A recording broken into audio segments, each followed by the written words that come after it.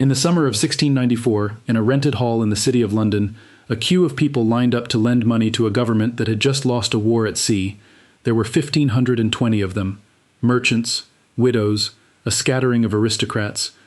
No single person was allowed to put in more than £10,000, and two of the names on the list, capped at 10,000 like everyone else, belonged to the King and Queen of England. The whole sum the government wanted, £1.2 million, was pledged in 12 days. It was, on the face of it, one of the least dramatic events in English history. No battle, no speech, a subscription list and a rate of interest. That list is where the British Empire actually begins. Not on the deck of a warship, and not in a cotton mill. In an accounts book, with a promise to pay 8%. Here's the story you were probably taught. A small, rainy island produces a great navy and a handful of brilliant sailors. Francis Drake singes the King of Spain's beard. Plucky islanders trade and explore. The Industrial Revolution supplies the machines. And somehow a country the size of a large American state ends up ruling a quarter of the human race. Every part of that is true, and it leaves out the engine. The engine was financial. Over roughly a century, England worked out how to borrow enormous sums of money at low interest, reliably, war after war, while its far larger and richer rivals could not. That single advantage, cheap and trusted and renewable debt, is what let a second-rate power outlast Spain, outfund France, and pay for the long run of wars that turned three kingdoms into an empire. By the end of this, you will understand how a loan becomes a colony, why the thing that made Britain strong was the thing that ought to have made it weak. And who paid for it? Because someone always does. Start with the problem, because for most of the 17th century, England was bad at exactly the thing it would one day master. The problem was trust. When a king wanted to fight a war, he borrowed, and kings, as a class, were terrible borrowers. They took money and then changed the terms. They took money and then died, leaving the lender to argue with an heir who felt no obligation to a dead man's word. Worst of all, a king could take your money and simply decide not to give it back, and there was no court on earth that could make a sovereign pay. England had lived this. In 1672, King Charles II, short of cash for yet another war, announced what became known as the Stop of the Exchequer. Stripped of its polite name, it was a default. He suspended repayments on his debts to the goldsmith bankers of London. These were the men who then functioned as the country's private banks, and crucially they had lent to the crown using their own customers' deposits. When the king stopped paying them, some of them could not pay the people who had trusted them. A banker named Edward Backwell, one of the richest men in the city, was broken by it. Others died waiting for money the crown never fully returned. Word gets around. After you do a thing like that, lending to you becomes a gamble, and lenders price a gamble accordingly. English monarchs in this period paid punishing rates when they could borrow at all. Long-term loans dressed up as life annuities, where you handed over your cash and received a yearly payment until you died, carried effective interest as high as 14%. That is the rate of a man nobody believes. Now look across the channel at the country that was supposed to win. France had roughly 3 to 4 times England's population, a larger army, a grander court. Under Louis XIV, it was the dominant power in Europe, and everyone, the English included, expected it to stay that way. On paper, the contest was over before it began. And keep in mind the cautionary example sitting just beyond France, in Spain. For a century and a half, the silver of the Americas had poured into the Spanish treasury by the galleon load. Spain was, by the raw measure of bullion, the richest empire the world had yet seen. It went bankrupt anyway, over and over. The Spanish crown suspended payments to its lenders so many times across the 16th and 17th centuries that its bankers learned to expect it and priced their loans for a king who would eventually stiff them. Here is the lesson the English were about to learn, and the Spanish never did. Having money is not the same as being able to raise money. A treasury full of silver that defaults is worth less, to a lender, than an empty one that always pays. The trick was never wealth. The trick was trust. There was one more player, quieter, that mattered more than its size. The Dutch Republic was a small, waterlogged trading state that had done something strange. Its towns and its government borrowed at rates that would have made an English king weep with envy, 3 or 4%, because Dutch lenders had learned over generations that they would actually be paid. The Dutch had turned reliability into cheap money, and cheap money into a fleet and an overseas empire far larger than their tiny population had any right to produce. A country you could barely see on the map was punching several weight classes above itself, and the reason was a ledger, not a longbow. England was about to steal that trick. It arrived, as these things sometimes do, by accident, and on a foreign ship. In 1688, the English political class, frightened of their Catholic King James II and the Catholic heir he had just produced, invited a Dutch prince to come and take the throne. William of Orange landed with an army, James lost his nerve and fled to France, and the whole business was bloodless enough in England that people called it the Glorious Revolution. We remember it as a story about religion and liberty. Its most important consequence was financial, and almost nobody in the room intended it. To be handed the throne, William had to accept limits. The settlement that followed, written into the Bill of Rights in 1689, moved one power out of the monarch's hands and into Parliament's, and it was the power that decided everything else: money. From now on, the crown could not raise taxes on its own authority, or keep a standing army in peacetime without permission, or spend as it pleased. Parliament voted the taxes, and it voted them for specific purposes. Parliament watched the spending, and Parliament, unlike a lonely king, was crowded with the very sort of men who lent the government its money. This is the hinge of the whole story, so sit with it a moment. A king who borrows and defaults answers to nobody. A government that borrows, in a system where the lenders and their friends sit in the assembly that controls the taxes, is a completely different creature. If it cheats its creditors, it is cheating people who can turn around and vote to starve its next war of funds. For the first time, the borrower had a reason it could not wriggle out of to keep its word. In 1989, two economists, Douglas North and Barry Weingast, gave this idea a name that stuck: credible commitment. Their argument was that 1688 tied the government's hands in a way that made its promises believable, and that believable promises are the bedrock of cheap credit, secure property, and in the long run, modern economic growth itself. It became one of the most cited ideas in all of economic history. Hold on to it, because we will come back and complicate it. A great many serious historians think North and Weingast got the timing badly wrong, and the argument they started is still going, but the core is solid enough to build the next 100 years on. England had blundered into a way of making a government's word worth something, and the word was about to be turned into a machine. England, now under its Dutch king, was at war with France. The 9 Years' War was expensive in the way all of William's wars were expensive, which is to say, more expensive than the tax system could carry on its own. The government needed £1.2 million and could not raise it on any decent terms. A Scottish projector named William Patterson had a scheme he had been hawking around Whitehall for years. Let a group of investors club together, lend the whole sum to the government in one go, and in return let them incorporate as a bank with the right to issue paper notes and do banking business. The government gets its money at once. The investors get 8% a year, plus a valuable company to run. In peacetime, the plan had gone nowhere. Wartime desperation revived it.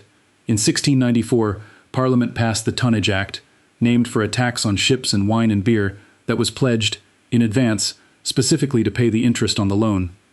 That last detail is the one people skate past, and it is the whole invention. The loan was funded. A particular stream of tax revenue was set aside by law for the express purpose of servicing that debt. The lender no longer had to trust the king's mood or the king's heir. He had to trust a customs duty, and customs duties are dull and dependable, in a way that kings never are. The subscribers were incorporated as the governor and company of the Bank of England, and the 8% they charged looked, at the time, steep. It was not. Set against the 14% an English government had been paying only recently, 8% was a bargain, and it got cheaper. With every year the bank was paid on schedule, which it always was. Now watch the machine assemble itself, because the pieces are almost embarrassingly simple. First, borrow forever rather than for a fixed term, so the government never faces a single terrifying day when the whole sum falls due at once. Second, attach real, named taxes to the interest, so the promise rests on a stream of revenue and not on a personality. Third, pay without fail, through good years and bad, until failing to pay becomes literally unthinkable. And fourth, let the debt be bought and sold freely between strangers. That fourth piece did quiet, enormous work. Because you could sell your slice of the government's debt to somebody else, you never needed to demand your capital back from the state. If you fell ill or wanted to buy a farm, you did not go to the treasury. You found a buyer. A secondary market grew up for these bonds and shares, first in the coffee houses around Exchange Alley, at Jonathan's and Garraway's, where men shouted prices across crowded rooms. In time, that scrum became the London Stock Exchange. A government IOU had stopped being a millstone hung around the Treasury's neck. It had become a product, a safe, tradable, income-paying product that the comfortable classes of Europe would queue up to own. The bank did something else too, almost as a side effect, that oiled the whole domestic economy. It issued paper notes, promises to pay in gold that people could hand to one another instead of lugging coin around. In a country whose actual coinage was in a shocking state, that mattered more than it sounds. The silver money of the 1690s had been clipped and shaved for so long that many coins were worth a fraction of their face value, and trade was seizing up. The government's answer was the Great Recoinage of 1696, a national meltdown and rest strike that fell to the warden of the mint. That warden was Isaac Newton, the greatest scientist of the age, who took the job seriously enough to prowl the taverns of London running down counterfeiters in person. He sent one of the most notorious, a forger named William Challoner, to the gallows. The man who worked out gravity spent his later years making sure the money was real, which tells you how central the money had become. Out of all this, a new phrase entered the language, one no earlier age would have understood as a permanent feature of a country: the national debt. It stopped being a scandal to be cleared off as fast as possible, and became a standing institution, and clever ministers began to manage it as one. Robert Walpole set up a sinking fund, a pot of tax revenue earmarked to chip away at the principal over time, mostly to reassure the market that someone was minding it. Whether the fund ever did much good is still argued. What mattered was the signal it sent. This government treats its debt as a solemn obligation, not a temporary embarrassment. The result showed up in a single number, and the number is the empire in miniature. Over the decades after 1694, the rate at which the British government could borrow fell from that 8% toward 4%, and eventually toward 3%. France, still borrowing the old-fashioned way, paid something closer to double, and in its worst stretches could not raise money at any price. Britain had built a pump that turned trust into cash, and it could switch that pump on the day any war began. Cheap borrowing is only one half of the machine, and the missing half quietly ruins the tidy version of this story. You can only keep borrowing cheaply if your lenders believe you can service the debt, and servicing debt means tax revenue, arriving reliably, in peace and in war. So Britain became, in the historian John Brewer's phrase, a fiscal-military state, a country organized, to a startling degree, around the collection of money for the purpose of fighting. Here is the fact that stops people short. 18th century Britons were among the most heavily taxed people in Europe. More heavily taxed, per head, than the French, whose monarchy is the one popular memory files under greedy. The difference between the two countries was never the amount, it was the machinery and the consent. The British built a genuinely professional tax service, above all around the excise, duties on everyday goods like beer, salt, soap, candles, and leather. Excise officers were salaried rather than paid by commission. They were inspected, tested on their arithmetic, and deliberately moved from district to district so they could not grow cozy with the local brewers and tanners they were gauging. They kept standardized records that head office could actually audit. It was, for its day, one of the most competent bureaucracies anywhere on earth, and it collected small sums from millions of ordinary transactions with a steadiness that let the government look its creditors in the eye and promise them a reliable income for years ahead. France did it the other way, and the contrast is brutal. Much French tax collection was farmed out to private financiers, the fermiers généraux, who paid the crown a lump sum up front and then kept whatever they could squeeze from the population, pocketing the difference. The system was riddled with regional exemptions and the tax privileges of the nobility and clergy, the very people with the most to give. When ministers tried to reform it, the privileged orders who were exempt fought the reforms to a standstill.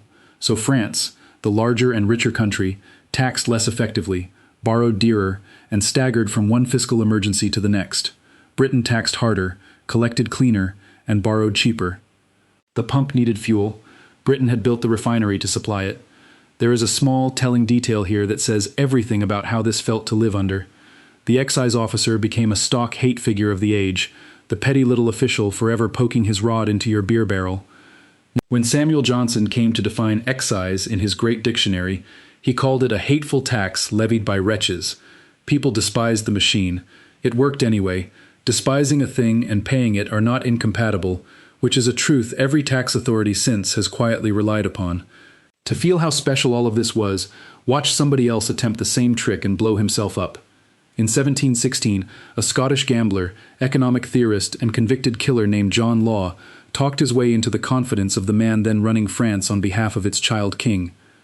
Law had a genuinely brilliant idea, essentially the same idea powering England. A country could convert its ruinous debts into shares of a giant trading company, back its paper money with the promise of colonial wealth, and float the whole economy higher on cheaper, more abundant credit. France, still drowning in the debts Louis XIV had left behind, decided to let him try the experiment on a national scale. For one giddy year or two, it worked. Then it worked too well. Law's Mississippi Company, tied to French claims across a vast stretch of North America, became the most sought-after stock in Europe. The word millionaire is coined in Paris in these very months to describe the fortunes being minted overnight. Shares climbed because everyone was sure they would keep climbing, which is the precise definition of the trap. In 1720, the entire structure came down. The paper turned to nothing, the new fortunes evaporated, and Law, once the toast of Paris, slipped out of France in disguise and died poor in Venice. Here is the part that matters more than the fireworks. That very same year, 1720, Britain suffered almost exactly the same disaster. A firm called the South Sea Company, set up in part to manage a chunk of the national debt, ran the identical scheme. It swapped government debt for company shares and then talked those shares to the heavens, and the bubble burst in London just as its twin had burst in Paris. The South Sea bubble ruined thousands of investors, splattered half the political class with corruption, and became the great financial scandal of the century. So, 2 countries, 1 year, the same mania, the same crash. The whole difference lies in what was left standing afterward. In France, the catastrophe discredited paper money, banks, and public credit so completely that the French state spent much of the next 70 years unable to rebuild the borrowing machine it so badly needed. The country flinched away from exactly the tool that was making its rival strong. France would not have a proper national bank again until Napoleon founded one in 1800. In Britain, a shrewd and thoroughly cynical minister named Robert Walpole climbed over the wreckage, shielded the Bank of England, restructured the ruined debt, protected the powerful men who needed protecting, and above all, kept the core of the system alive and paying. The bubble was a disgrace. The machine underneath the bubble came through intact. France learned to fear credit. Britain learned to survive a crash and keep the pump running. Those 2 lessons, compounded across the 18th century, are most of the difference between the empire that rose and the empire that never did. Now the part the triumphant version leaves out, because a machine this powerful runs on fuel, and the fuel was human. Go back to that South Sea Company, the cause of the famous bubble. What was it, actually, underneath the speculation? On paper, a scheme to manage the national debt. Its promised source of profit was a contract Britain had wrung out of Spain in 1713, at the end of a long war, called the Asiento. It was a monopoly on shipping enslaved Africans to Spain's colonies in the Americas, up to 4,800 human beings a year, for 30 years written into the founding commercial purpose of a company whose real work was refinancing the government's borrowing. Let that settle. The instrument built to manage Britain's public debt was, by design, a slave-trading enterprise. The debt and the traffic in human beings were not 2 separate stories that happened to share a century. They were bolted to the same balance sheet, and the profits of the one were meant to service the other. The credit revolution and the transatlantic slave trade grew up braided together, in the same offices, backed by the same parliament. Look closer to home as well. Remember how the borrowing was kept cheap, on the reliability of the excise, that tax on beer and salt and soap and candles. Those are the things poor households spend their money on.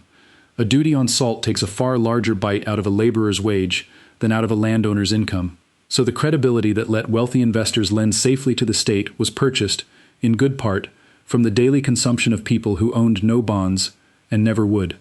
Money flowed quietly upward from the many who were taxed to the few who were paid the interest. One recent study of why British borrowing costs finally came down puts it without any decoration. The new excise duties that underwrote the debt fell mostly on the poor, a class with no seats in the parliament that voted them. And then there was the empire the machine bought. The East India Company was itself a debt-funded venture, one whose stock and loans were tangled up with government finance, and over the middle of the century, it stopped merely trading and started ruling.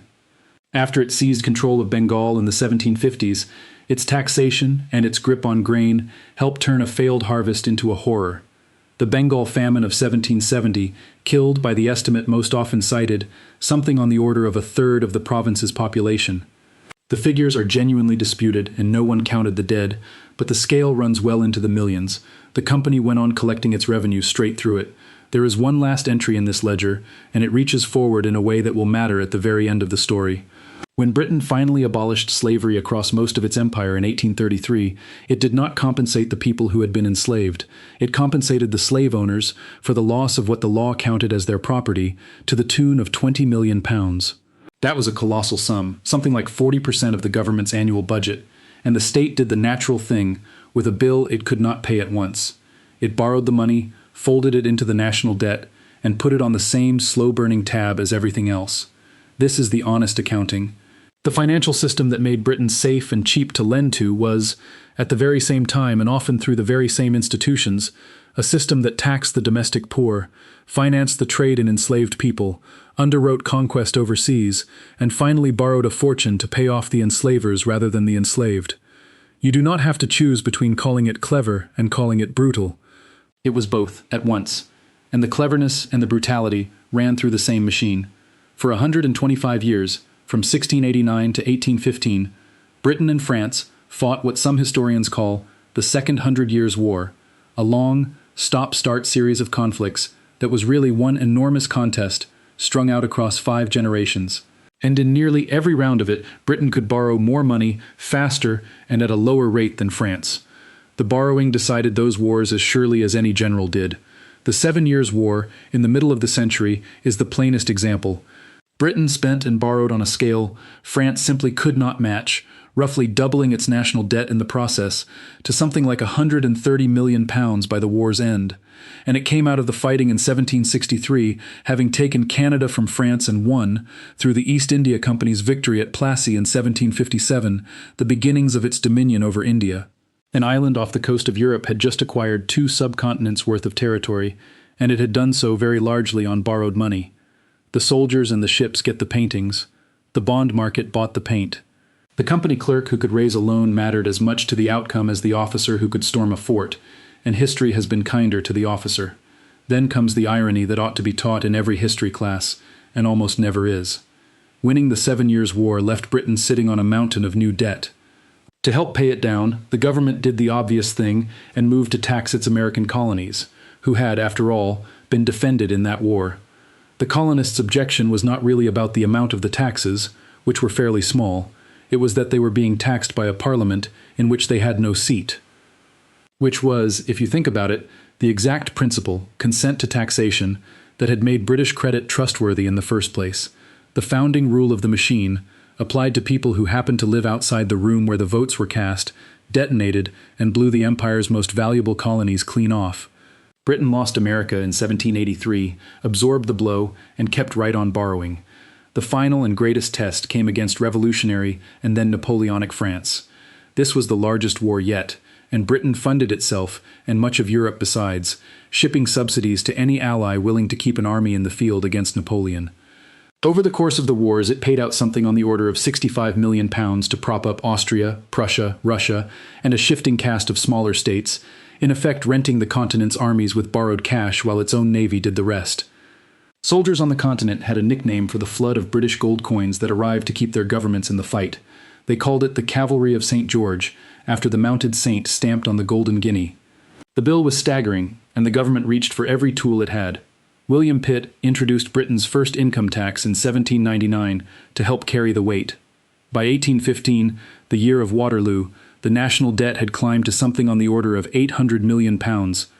Historians argue about the exact ratio, and I will not pretend to false precision. Measured against the size of the economy, it ran somewhere between 2 times national output, and within a few years, around 2.5 times it. At the worst of it, simply paying the interest was swallowing close to 2/5 of everything the government collected in taxes. And Britain won. Not because the debt was small, but because the lenders never stopped believing they would be paid. A country carrying debt worth 2.5 times its entire economy could still go out and raise more, at rates its bankrupt enemy could only dream about. That is the machine at full power. The willingness of many thousands of ordinary investors to trust a promise had been converted, patiently, over more than a century, into the largest empire the world had ever seen. At its height, roughly 100 years later, it covered about a quarter of the planet's land and ruled something close to a quarter of all the people alive. I promised we would come back and complicate the clean version, and intellectual honesty demands it, because the clean version has real problems. The tidy story goes, 1688 flips a switch, credit turns cheap overnight, and the empire follows. It is too tidy, and a lot of very capable economic historians have taken it apart. When scholars like Gregory Clark, Nathan Sussman, and Yishay Yaffe went and actually measured what the British government paid to borrow after 1688, they did not find a sudden drop. Rates stayed high and jumpy for something like 4 decades, and only really converged with the cheap Dutch rates well into the 18th century. If the Glorious Revolution had instantly made the government's word golden, the numbers on the page should have moved much faster than they in fact did. So what did bring the cost of borrowing down, if not one magic constitutional moment? The revisionists point to slower, grubbier causes. The patient buildup of that excise tax system, which took decades to mature into something lenders could count on, the hard, repeated experience of paying through crisis after crisis without ever defaulting, which is how a reputation is really made, and war itself, which shoved rates up and down as Britain's fortunes rose and fell on the battlefield. On this reading, credible commitment was real, but it was earned, gradually, the way trust between two people is earned, rather than granted in a single stroke by a Bill of Rights. Some historians push further still, and argue that the whole institutions explain everything framework claims too much, that English property was already reasonably secure before 1688, and that the heavier taxes afterward were at least as much a drag on ordinary people as a foundation for greatness. This is a live, unfinished argument, and anyone who tells you it is settled is selling something. But notice that none of it rescues the textbook. Whether the machine switched on cleanly in 1689 or was assembled part by part across 2 long generations, the destination is identical. By the time Britain faced the wars that would decide its fate, it had a capacity to borrow that no rival on earth could match, and that capacity is doing the heavy lifting the school textbooks quietly hand to the Navy and the weather. The real historical debate is about the timing of the cause. The cause itself holds. So the empire that looked, from the outside, as though it were built out of oak and gunpowder, was built, underneath, out of a single promise: pay the interest, always, and the whole wealthy world will line up to lend to you. Britain's true weapon was never a bigger fleet, it was a lower interest rate. There is a strange coda that makes the point better than any summary could. A great deal of the debt in this story was never actually paid off in the ordinary sense. It was rolled forward instead, generation after generation, into perpetual bonds the British called consols, where the government simply owed the interest forever and never had to repay the principal at all. And so for centuries it just kept paying. It paid through Queen Victoria and through the height of empire. It paid through 2 world wars. It went on paying long after the empire the debt had bought was gone. The last of those bonds were finally redeemed in 2015. Tucked inside the liabilities they represented, according to the Treasury's own announcement, were debts whose lineage ran back to the South Sea bubble of 1720, to the wars against Napoleon, and, by way of a 19th century consolidation, to that £20 million borrowed in the 1830s to compensate Britain's slave owners. Which means that a British taxpayer in the 21st century, tapping a card at a supermarket, was still, in some faint and forgotten accountant's sense, helping to settle the bill for the machine that made the empire, and for some of its ugliest single transactions. The empire itself had been gone for half a century. The invoice outlived it. That is the thing the money history gives you that the battle history cannot. Empires look as though they are made of iron, and look as though they end in surrender on some field. This one was made of trust and interest payments, and its truest ending was not a flag coming down a pole. It was a line finally cleared from a ledger, 321 years after 1,500 people queued up in a London hall to lend a broke government money at 8%. Everybody who has run a great power since has used some version of the same machine. The United States runs on it today. The ability to borrow vast sums cheaply, because you are believed, is still about the closest thing there is to a superpower.